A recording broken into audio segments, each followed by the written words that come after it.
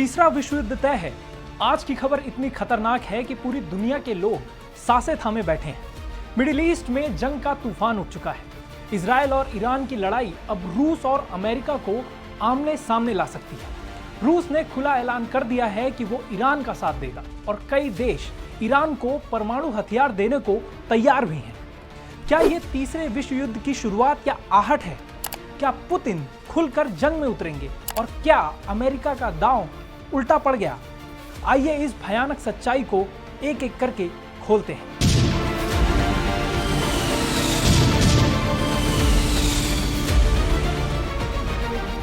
कहानी शुरू होती है 13 जून 2025 से, जब इजराइल ने ऑपरेशन राइजिंग लायन के तहत ईरान के परमाणु और सैन्य ठिकानों पर हमले किए।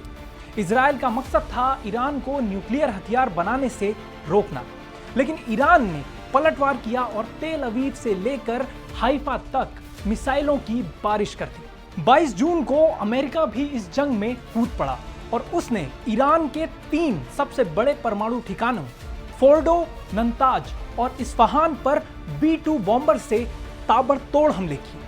अमेरिका का दावा था कि इन हमलों से ईरान का न्यूक्लियर प्रोग्राम खत्म हो गया, लेकिन ईरान ने साफ कहा, हमें कोई बड़ा नुकसान नहीं हुआ। और अब रूस ने ऐसा बम फोड़ा है जिसने पूरी दुनिया को हिलाकर रख दिया है।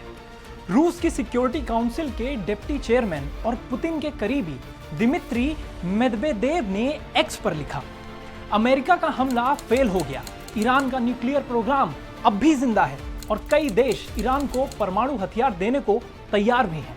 दोस्तों, ये कोई छोटा मोटा बयान नहीं है।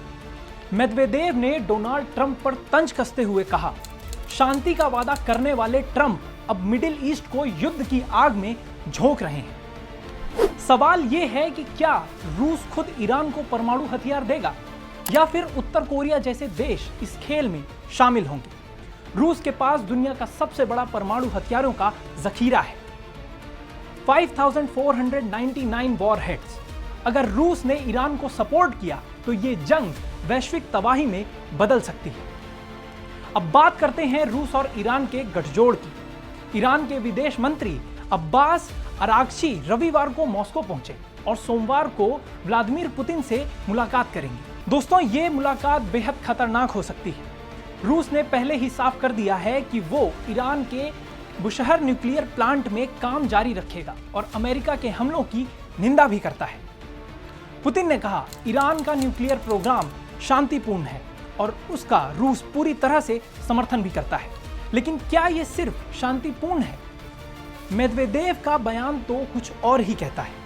क्या रूस और ईरान मिलकर अमेरिका और इजराइल के खिलाफ कोई बड़ा प्लान बना रहे हैं?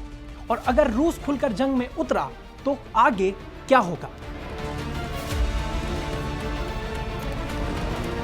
अब सबसे बड़ा सवाल, क्या यह तीसरे विश्व युद्ध की आहट है?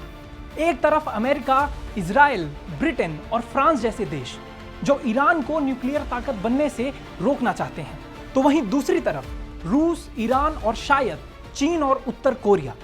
अगर ईरान को परमाणु हथियार मिल गए तो मिडिल ईस्ट जंग का मैदान बन जाएगा। ईरान ने धमकी दी है कि वो मिडिल ईस्ट में अमेरिकी एयरबेस को निशाना बना सकता है, जहां 40,000 अमेरिकी सैनिक तैनात हैं। संयुक्त राष्ट्र के महासचिव अंतोनियो गुतरेज ने चेतावनी दी कि यह तनाव वैश्विक सुरक्षा के लिए खतरा है। उन्होंने कहा, हम संकट की ओर बढ़ नहीं रहे बल्कि उसकी ओर दौड़ रहे हैं। अगर रूस और ईरान ने परमाणु हथियारों की होड़ शुरू कर दी तो दुनिया का क्या होगा? क्या हम न्यूक्लियर तबाही के कगार पर खड़े हैं? क्या इस जंग का असर भारत पर भी पड़ सकता है? भारत 80% से ज्यादा कच्चा तेल होर्मुज जलडमरू मध्य से आयात करता है, जो इस जंग का केंद्र है। अगर यह रास्ता बंद हुआ तो भारत की अर्थव्यवस्था पर भारी चोट लग सकती है। भारत ने हमेशा शांति की वकालत ही की है, लेकिन क्या ये देश शांति की अपील को आसानी से स्वीकार करेंगे? ये थी आज की सबसे बड़ी और सबसे खतरनाक खबर। आप इस बारे में क्या सोचते हैं? क्या रूस वाकई ही ईरान को परमाणु हथियार देगा? क्या पुतिन खुलकर इस जंग में उतरेंगे? और क्या ये तीसरे विश्व युद्ध की आहट है?